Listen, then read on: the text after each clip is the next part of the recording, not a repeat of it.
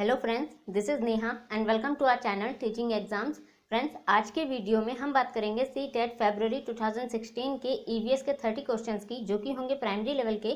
तो चलिए स्टार्ट करते हैं अपने पहले क्वेश्चन से।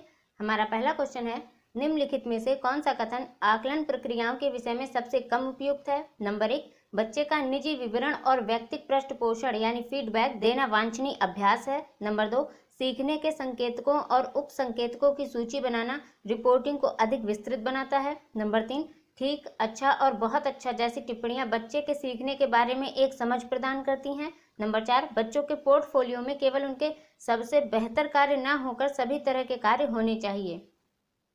तो पूछा जा रहा है कौन सा कथन आकलन प्रक्रियाओं के विषय में सबसे कम उपयुक्त होगा?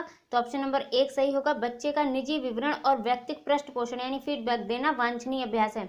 सीखने के संकेतकों और उप संकेतकों की सूची बनाना रिपोर्टिंग को अधिक विस्तृत बनाता है, तो ये सही है।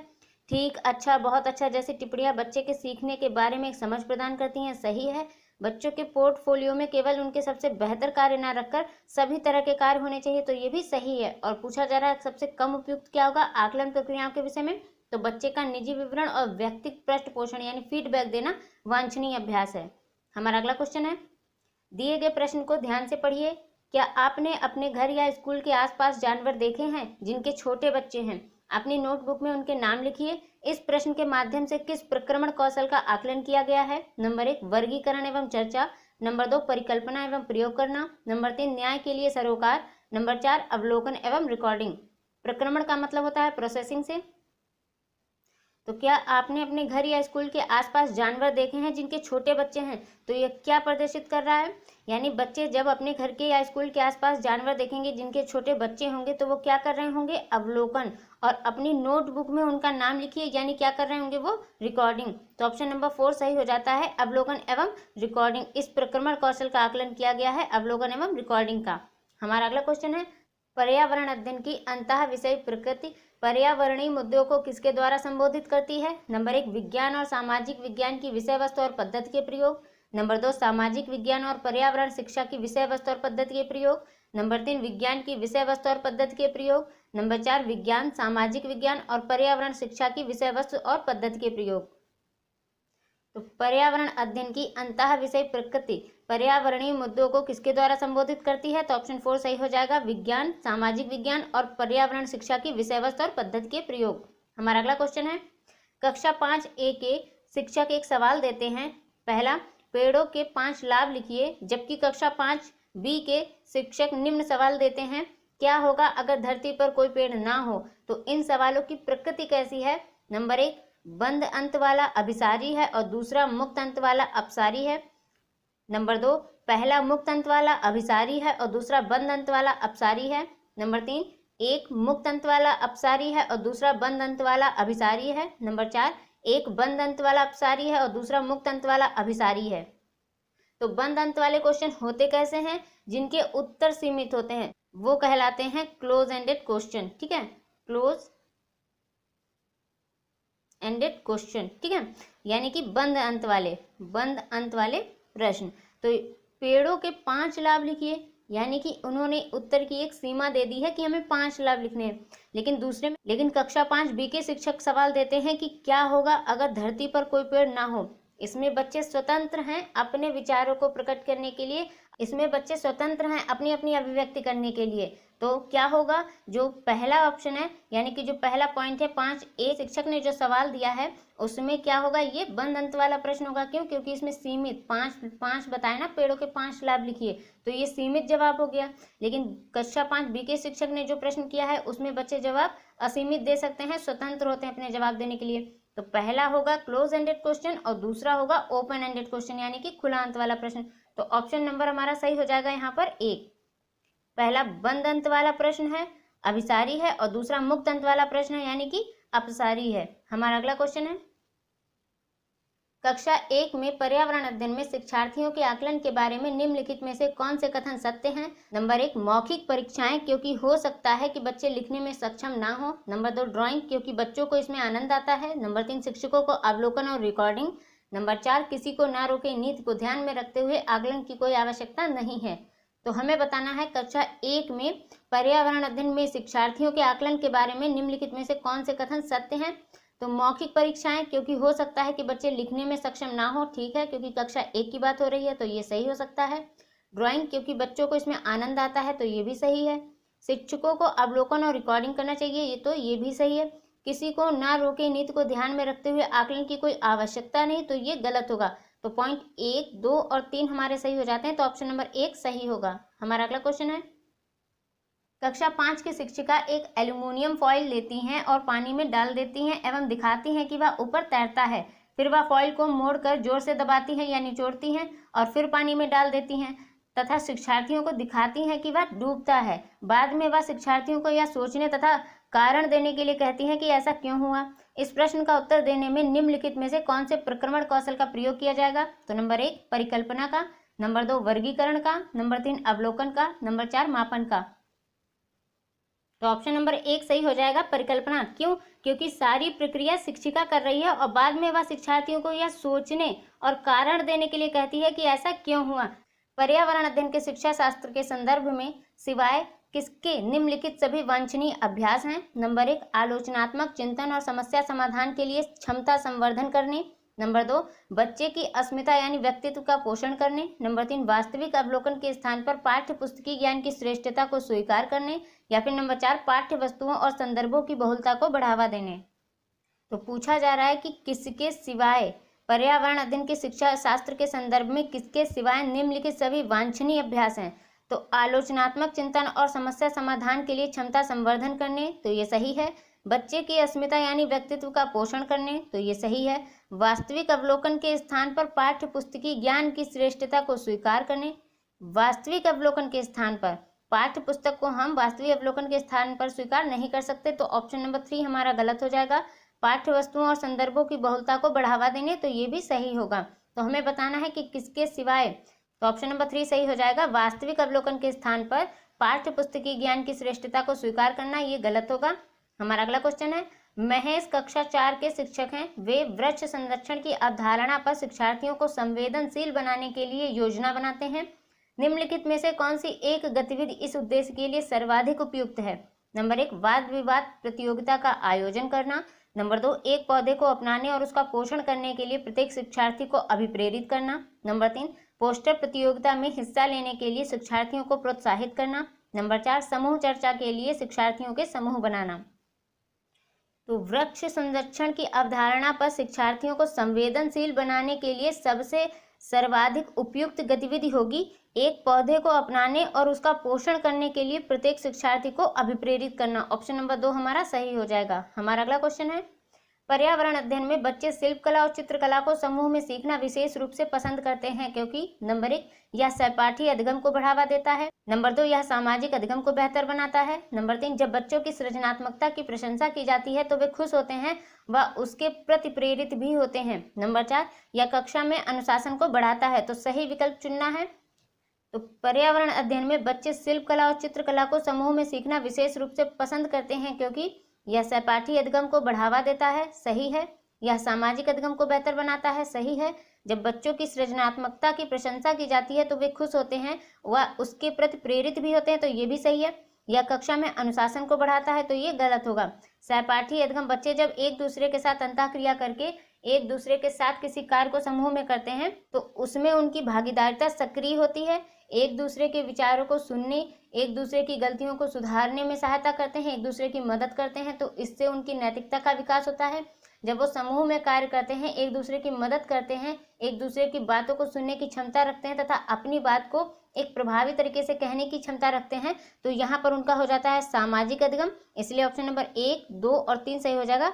तो ऑप्शन हमारा सही होता है 3, 1, 2 और 3। हमारा अगला क्वेश्चन है, प्रयोग करना आकलन का एक संकेतक है। निम्नलिखित में से कौन सा एक प्रयोग करने संबंधी संकेतक का आकलन करने का सबसे उपयुक्त तरीका है। नंबर 1 चित्र पठन, नंबर 2 सृजनात्मक लेखन, नंबर 3 निदर्शन या प्रदर्शन, या फिर नंबर 4 हस्तपरक गतिविधियां। तो प्रयोग करना आकलन का एक संकेतक है। निम्नलिखित में से कौन सा एक प्रयोग करने संबंधी संकेतक का आकलन करने का सबसे उपयुक्त तरीका होगा? तो ऑप्शन नंबर 4 सही हो जाएगा, हस्तपरक गतिविधियां। यानी बच्चे जब स्वयं से कोई कार्य करते हैं, स्वयं अपने हाथों से कोई कार्य करते हैं, तो उसको जल्दी से समझते हैं, उनके अधिगम को विस्तार भी मिलता है, क्योंकि बच्चे जो भी कार्य प्रत्यक्ष रूप से करते हैं उसको वो समझते जल्दी हैं, उसमें उन्हें इंटरेस्ट भी होता है, क्योंकि जो उनका कार्य है वो प्रत्यक्ष रूप से हो रहा है, उसमें उनकी भागीदारिता सक्रिय रूप से है। इसीलिए ऑप्शन नंबर 4 सही हो जाएगा। आकलन करने का सबसे उपयुक्त तरीका होगा हस्तपरक गतिविधि। हमारा अगला क्वेश्चन है, प्राथमिक कक्षाओं में शिक्षार्थियों के पास अनेक प्रकरणों में अनेक वैकल्पिक अवधारणाएं होती हैं, जैसे सजीव, निर्जीव, जलचक्र, पौधे आदि। इन वैकल्पिक अवधारणाओं के स्रोत हो सकते हैं नंबर 1 परिवार एवं समुदाय, नंबर 2 पाठ्य पुस्तकें एवं अन्य पुस्तकें, नंबर 3 शिक्षक, या फिर नंबर 4 कहानियां एवं कविताएं। तो हमें इसमें से सही विकल्प चुनने हैं। तो प्राथमिक कक्षाओं में शिक्षार्थियों के पास अनेक प्रकरणों में अनेक वैकल्पिक अवधारणाएं होती हैं, जैसे सजीव, निर्जीव, जलचक्र, पौधे आदि। इन वैकल्पिक अवधारणाओं के स्रोत क्या हो सकते हैं? परिवार एवं समुदाय सही है, पाठ्य पुस्तकें एवं अन्य पुस्तकें सही है, शिक्षक, कहानी एवं कविताएं तो ये भी सही है। तो ऑप्शन नंबर 2 सही हो जाएगा, 1, 2, 3 और 4। हमारा अगला क्वेश्चन है, कांच के जार तथा बोतलों को उनमें अचार भरने से पूर्व सूर्य की धूप में अच्छी तरह सुखाया जाता है, ऐसा क्यों है? नंबर 1 उनके तापमान में वृद्धि करने के लिए, नंबर 2 उनमें से धूल को हटाने के लिए, नंबर 3 नमी को पूर्णतः हटाने के लिए, या फिर नंबर 4 अचार को स्वादिष्ट बनाने के लिए। तो कांच के जार तथा बोतलों को उनमें अचार भरने से पूर्व सूर्य की धूप में अच्छी तरह सुखाया जाता है, ऐसा इसलिए किया जाता है ताकि नमी को पूर्णतः हटाया जा सके। ऑप्शन नंबर 3 हमारा सही होगा। हमारा अगला क्वेश्चन है, रेनू की दादी उसे एक सूखा कुआं दिखाते हुए बताती हैं कि 15 से 20 वर्ष पहले कुएं में पानी था, लेकिन अब यह पूर्णतः सूख गया है। कुएं में पानी सूखने का कारण क्या हो सकता है? नंबर 1 पेड़ों, कुएं तथा उनके आसपास के स्थान की मिट्टी को अब सीमेंट से ढक दिया गया है, नंबर 2 आसपास के इलाके में बहुत सारे बोरिंग पंप लगाए गए हैं, नंबर 3 प्रत्येक व्यक्ति के घर में अब नल होने के कारण कोई भी कुएं का प्रयोग नहीं करता है। तो रेनू की दादी उसे एक सूखा कुआं दिखाते हुए बताती हैं कि 15 से 20 वर्ष पहले कुएं में पानी था, लेकिन अब यह पूर्णतः सूख गया है। कुएं में पानी सूखने का कारण क्या हो सकता है? पेड़ों, कुएं तथा उनके आसपास के स्थान की मिट्टी को अब सीमेंट से ढक दिया गया है, तो ये सही है। आसपास के इलाके में बहुत सारे बोरिंग पंप लग गए हैं, जिसकी वजह से पानी का जो स्तर है वो नीचे चला गया है, इसलिए भी कुएं का पानी सूख गया। तो ऑप्शन नंबर 2 हमारा भी सही होगा। तो ऑप्शन नंबर 1 सही हो जाता है। 1 और 2 पॉइंट 1 और 2 हमारे सही होते हैं। जब पेड़, कुएं तथा उनके आसपास के स्थान की मिट्टी को सीमेंट से ढक देंगे तो पानी का जो रिसाव होगा वो जमीन में नहीं पहुंच पाएगा, इसलिए भी कुएं में पानी का सूखने का कारण क्या हो सकता है। हमारा अगला क्वेश्चन है, बगुला भैंस पर बैठता है क्योंकि नंबर 1 बगुला तथा भैंस में सहजीवी का संबंध है, नंबर 2 बगुला मनोरंजन के लिए भैंस पर बैठता है, नंबर 3 भैंस बगुले को एक स्थान से दूसरे स्थान तक आने जाने में मदद करती है, नंबर 4 बगुला भैंस को डराना चाहता है। तो बगुला भैंस पर बैठता है क्योंकि बगुला तथा भैंस में सहजीवी का संबंध है। ऑप्शन नंबर 1 हमारा सही होगा। सहजीवी का संबंध क्यों है? क्योंकि बगुला जो होता है वो भैंस की पीठ पर लगे कीटों को खाता है, ठीक है। और सहजीवी का मतलब होता है एक दूसरे पर आश्रित होकर अपने जीवन का निर्वाह करना। हमारा अगला क्वेश्चन है, निम्नलिखित में से जड़ का कौन सा कार्य पौधे के लिए नहीं है? नंबर 1 भोजन भंडारण या संचित करना, नंबर 2 ह्यूमस उपलब्ध कराना, नंबर 3 पौधे को सहारा देना, नंबर 4 जल तथा खनिजों का अवशोषण करना। तो पूछा जा रहा है जड़ का कौन सा कार्य पौधे के लिए नहीं है, तो ऑप्शन 1 सही हो जाएगा, भोजन भंडारण या संचित करना। ह्यूमस उपलब्ध कराना, पौधे को सहारा देना, जल तथा खनिजों का अवशोषण करना, ये जड़ के कार्य होते हैं पौधे के लिए। ह्यूमस का मतलब होता है जीवांश, माली एक प्रकार की खाद समझ लीजिए जो मिट्टी के लिए उपजाऊ होती है।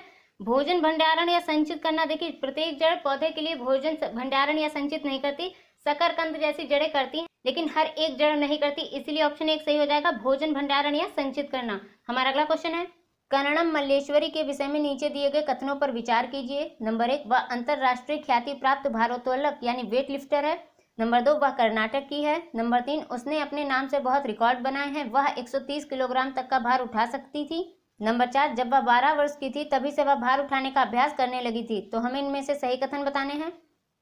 तो कर्णम मल्लेश्वरी के विषय में कौन कौन से कथन सही होंगे? वह अंतरराष्ट्रीय ख्याति प्राप्त भारोत्तोलक वेट लिफ्टर है, तो ये सही है। वह कर्नाटक की है, तो ये गलत है क्योंकि वह आंध्र प्रदेश की है।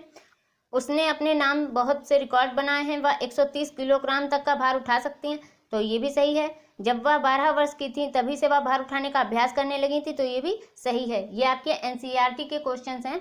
तो ऑप्शन नंबर, तो पॉइंट नंबर 1, 3 और 4 यानी कि ऑप्शन नंबर हमारा सही हो जाता है 2, 1, 3 और 4। हमारा अगला क्वेश्चन है, सीढ़ीदार कुएं अथवा बावली यानी कि बावड़ी से संबंधित निम्नलिखित कुछ कथन दिए गए हैं।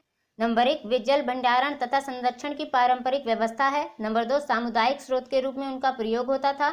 नंबर 3, उनका निर्माण मुख्यतः वर्षा रहित राज्यों में होता है। नंबर 4, उनमें केवल संदूषित जल होता है। तो हमें इनमें से सही कथन बताने हैं। तो सीढ़ीदार कुएं अथवा बावली या बावड़ी से संबंधित कुछ कथन दिए गए हैं। इनमें से सही कथन होंगे, वे जल भंडारण तथा संरक्षण की पारंपरिक व्यवस्था है, तो ये सही है। सामुदायिक स्रोत के रूप में उनका प्रयोग होता था, तो ये सही है। उनका निर्माण मुख्यतः वर्षा रहित राज्यों में होता है, तो ये भी सही है। उनमें केवल संदूषित जल होता है, तो ये गलत होगा। तो पॉइंट 1, 2 और 3 हमारे सही हो जाते हैं। तो ऑप्शन नंबर 2 सही होता है, 1, 2 और 3। हमारा अगला क्वेश्चन है, वर्ली एक पारंपरिक कला का प्रकार है। वर्ली नामक स्थान जो है वो किस राज्य में है? Number 1 Maharashtra, number 2 Odisha, number 3 Rajasthan, number 4 Bihar. तो वर्ली एक पारंपरिक कला का प्रकार है। वर्ली नामक स्थान किस राज्य में होगा? तो ऑप्शन नंबर 1 सही हो जाएगा, महाराष्ट्र। हमारा अगला क्वेश्चन है, तमिलनाडु के निकटवर्ती या समीपवर्ती राज्य कौन से हैं? नंबर 1 केरल, कर्नाटक और आंध्र प्रदेश, नंबर 2 केरल, गुजरात और कर्नाटक, नंबर 3 आंध्र प्रदेश, गोवा और कर्नाटक, नंबर 4 गोवा, कर्नाटक और केरल। तो तमिलनाडु के निकटवर्ती या समीपवर्ती राज्य होंगे केरल, कर्नाटक और आंध्र प्रदेश। ऑप्शन नंबर 1 हमारा सही हो जाएगा। हमारा अगला क्वेश्चन है, निम्नलिखित में से किसकी सुनने की शक्ति इतनी तीक्ष्ण होती है कि वह वायु से पत्तों के हिलने की ध्वनि और घास पर किसी जानवर के चलने की ध्वनि में अंतर कर सकता है? नंबर 1 बाघ, नंबर 2 गिद्ध, नंबर 3 रेशम का कीड़ा या फिर नंबर 4 कुत्ता। तो ऑप्शन नंबर 1 हमारा सही हो जाएगा, बाघ। बाघ की सुनने की शक्ति इतनी तीव्र होती है कि वह वायु से पत्तों के हिलने की ध्वनि और घास पर किसी जानवर के चलने की ध्वनि में अंतर कर सकता है। हमारा अगला क्वेश्चन है, जब कोई व्यक्ति ट्रेन द्वारा अहमदाबाद से केरल की यात्रा करता है तब वह अनेक सुरंगों को पार करता है। ये सुरंगें किन पर्वतों में हैं? Number 1 Vindhyachal, number 2 Aravalli, number 3 पश्चिमी घाट या फिर नंबर 4 पूर्वी घाट। तो जब कोई व्यक्ति ट्रेन द्वारा अहमदाबाद से केरल की यात्रा करता है तब वह अनेक सुरंगों को पार करता है। ये सुरंगें पश्चिमी घाट पर्वतों में हैं। ऑप्शन नंबर 3 हमारा सही होगा। हमारा अगला क्वेश्चन है, पृथ्वी गोल है, वास्तव में पृथ्वी पर ऊपर नीचे कुछ नहीं होता, केवल सापेक्ष होता है। हम भारत के लोग किन लोगों के सापेक्ष उल्टे हो सकते हैं? नंबर 1 अलास्का यानी यूएसए, ये नंबर 2 लीबिया, नंबर 3 अल्जीरिया या फिर नंबर 4 अर्जेंटीना। तो पृथ्वी गोल है, वास्तव में पृथ्वी पर ऊपर नीचे कुछ नहीं होता, केवल सापेक्ष होता है।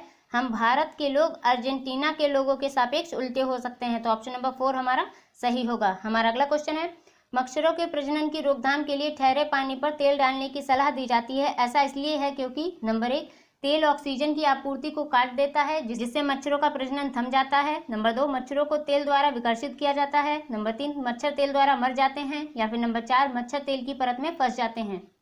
तो मच्छरों के प्रजनन की रोकथाम के लिए ठहरे पानी पर तेल डालने की सलाह दी जाती है। ऐसा इसलिए है क्योंकि मच्छर तेल की परत में फंस जाते हैं। ऑप्शन नंबर 4 हमारा सही हो जाएगा। जब पानी के ऊपर हम तेल डालेंगे, तेल का जो पृष्ठ तनाव होता है वो कम होता है, इसीलिए जब पानी पर हम तेल डालेंगे तो तेल की एक पतली परत जम जाएगी जिस पर मच्छर फंस जाएंगे। ठीक है, तो ऑप्शन नंबर 4 हमारा सही होगा। हमारा अगला क्वेश्चन है, निम्नलिखित में से कौन सा कीट मधुमक्खियों की भांति कॉलोनी या बस्ती में एक साथ नहीं रहता है? नंबर 1 ततैया या बर, नंबर 2 चींटी, नंबर 3 दीमक या फिर नंबर 4 मकड़ी। तो कौन सा कीट मधुमक्खियों की भांति कॉलोनी या बस्ती में एक साथ नहीं रहता है? तो ऑप्शन नंबर 4 सही हो जाएगा, मकड़ी। दीमक, चींटी और ततैया ये सब झुंड में रहती है लेकिन मकड़ी नहीं। हमारा अगला क्वेश्चन है, ग्रामीण क्षेत्र के मकानों के ढांचे वहां की जलवायु यानी कि मौसम की स्थिति से संबंधित होते हैं। एक गांव के मकानों के लक्षण नीचे दिए गए हैं। नंबर 1 मकान मजबूत बांस के खंभों पर बने होते हैं। नंबर 2 अंदर से भी मकान लकड़ी से ही बने होते हैं। नंबर 3 मकान जमीन से लगभग 3 मीटर से 3.5 मीटर की ऊंचाई पर बने होते हैं। मकानों की छतें ढालू होती हैं। नंबर 4 यदि इस गांव में भारी वर्षा होती है तो यह गांव किस राज्य में होना चाहिए? Number 1 Assam, number 2 Uttar Pradesh, number 3 Rajasthan या फिर नंबर 4 बिहार। तो ऑप्शन नंबर 1 सही हो जाएगा, असम। असम में भारी वर्षा होती रहती है, इसीलिए वहां के लोग बांस के खंभों पर अपने घर बनाते हैं। उनके अंदर के भी घर लकड़ी के बने होते हैं। उनका मकान जमीन से लगभग 3 मीटर से 3.5 मीटर की ऊंचाई पर बना होता है। मकानों की छतें ढालू होती हैं ताकि वर्षा का जल बह जाए, ठहरे नहीं। इसीलिए ऑप्शन नंबर 1 सही हो जाएगा असम। असम में इस तरह के मकान होते हैं। हमारा अगला क्वेश्चन है कुडुख कहाँ के लोगों की भाषा है? Number 1 Mizoram, number 2 Manipur, number 3 Arunachal Pradesh, number 4 Jharkhand. तो कुडुख कहाँ के लोगों की भाषा है? तो ऑप्शन नंबर 4 सही हो जाएगा झारखंड। झारखंड के साथ साथ ये मध्य प्रदेश, ओडिशा, छत्तीसगढ़, पश्चिम बंगालों में भी बोली जाती है। हमारा अगला क्वेश्चन है राष्ट्रीय पाठ्यचर्या की रूपरेखा 2005 यानी एनसीएफ 2005 के अनुसार निम्नलिखित में से कौन सी एक पर्यावरण अध्ययन की विषय वस्तु है? नंबर 1 भोजन, नंबर 2 सौरमंडल, नंबर 3 मौसम या फिर नंबर 4 ऊर्जा। तो एनसीएफ 2005 के अनुसार कौन सी एक पर्यावरण अध्ययन की विषय वस्तु यानी कि थीम है? तो ऑप्शन नंबर सही हो जाता है 1 भोजन। पर्यावरण अध्ययन में विषय वस्तु को 6 भागों में बांटा गया है। परिवार, भोजन, पानी, आवास, यात्रा और छठी है हम चीजें कैसे बनाते हैं। सौरमंडल तथा मौसम ये होती हैं भूगोल की विषय वस्तु और ऊर्जा होती है विज्ञान की विषय वस्तु। और पूछा जा रहा है पर्यावरण के अध्ययन की विषय वस्तु क्या है? तो ऑप्शन नंबर 1 सही होगा भोजन। हमारा अगला क्वेश्चन है पर्यावरण अध्ययन में विषय वस्तु यानी थीम पर आधारित उपागम को अपनाने के समर्थन में निम्नलिखित में से कौन सा तर्क सबसे अधिक सशक्त है? नंबर 1 या पाठ्य योजनाओं को एक ढांचा प्रदान करने और शिक्षण को अधिक प्रभावी बनाने में मदद करता है। नंबर 2 या शिक्षण को अधिक रोचक और गतिविधि आधारित बनाने में मदद करता है। नंबर 3 या अवधारणाओं, मुद्दों और कौशलों के वृहत विस्तार को सम्मिलित करने में मदद करता है। नंबर 4 यह विषय सीमाओं को नरम यानी सौम्य बनाने और संपूर्णता में ज्ञान को प्राप्त करने में मदद करता है। तो पर्यावरण अध्ययन में विषय वस्तु यानी थीम पर आधारित उपागम को अपनाने के समर्थन में कौन सा तर्क सबसे अधिक सशक्त होगा? तो ऑप्शन 1 सही होगा। यह पाठ्य योजनाओं को एक ढांचा प्रदान करने और शिक्षण को अधिक प्रभावी बनाने में मदद करता है। ऑप्शन 1 हमारा सही होगा। हमारा अगला क्वेश्चन है प्राथमिक कक्षाओं में पर्यावरण अध्ययन को सिखाने सीखने में कहानियां एक महत्वपूर्ण पहलू हैं। पर्यावरण अध्ययन के कक्ष में कहानी सुनाने को शिक्षण कौशल के रूप में सम्मिलित करने के लिए निम्नलिखित में से कौन सा सबसे कम उपयुक्त कारण है? नंबर 1 कहानियों में व्यक्तियों के अनुभव शामिल होते हैं। नंबर 2 कहानियां अनेक विषय क्षेत्रों को छूती हैं। नंबर 3 कहानियां कक्षा प्रबंध में सहायता करती हैं। नंबर 4 कहानियां पर्यावरण अध्ययन अवधारणाओं से संबंध जोड़ने के लिए संदर्भ उपलब्ध कराती हैं। तो प्राथमिक कक्षाओं में पर्यावरण अध्ययन को सिखाने सीखने में कहानियां एक महत्वपूर्ण पहलू हैं। पर्यावरण अध्ययन के कक्ष में कहानी सुनाने को शिक्षण कौशल के रूप में सम्मिलित करने के लिए कौन सा सबसे कम उपयुक्त कारण होगा? तो ऑप्शन नंबर 3 सही होगा। कहानियां कक्षा प्रबंध में सहायता करती हैं, तो ये गलत होगा। ठीक है, कहानियों में व्यक्तियों के अनुभव शामिल होते हैं, तो ये सही है। कहानियां अनेक विषय क्षेत्रों को छूती हैं, तो ये सही है। कहानियां पर्यावरण अध्ययन अवधारणाओं से संबंध जोड़ने के लिए संदर्भ उपलब्ध कराती हैं, तो ये भी सही है। और पूछा जा रहा है सबसे कम उपयुक्त कारण, तो ऑप्शन नंबर 3 सही होगा। कहानियां कक्षा प्रबंध में सहायता करती हैं, ये बात गलत है। हमारा अगला क्वेश्चन है पर्यावरण अध्ययन पाठ्य पुस्तक की विषय वस्तु में नंबर 1 परिभाषाओं और व्याख्यानों को दूर रखा जाना चाहिए। नंबर 2 रटकर सीखने को हतोत्साहित करना चाहिए। नंबर 3 बच्चे को प्रश्न करने और खोजने का मौका मिलना चाहिए। नंबर 4 बच्चे को केवल लिखित जानकारी दी जानी चाहिए। सही विकल्प बताने हैं इनमें से। तो पर्यावरण अध्ययन की पाठ्य पुस्तक की विषय वस्तु में परिभाषाओं और व्याख्यानों को दूर रखना चाहिए, सही है। रटकर सीखने को हतोत्साहित करना चाहिए, तो ये भी सही है। बच्चे को प्रश्न करने और खोजने का मौका मिलना चाहिए, ये भी सही है। बच्चे को केवल लिखित जानकारी दी जानी चाहिए, तो ये गलत है। तो पॉइंट 1, 2 और 3 हमारे सही होते हैं, तो ऑप्शन नंबर 4 सही होता है। 1, 2 और 3। तो ये थे 30 क्वेश्चंस ईवीएस के। मिलते हैं अपनी नेक्स्ट वीडियो में। Till then bye, take care and thank you for watching.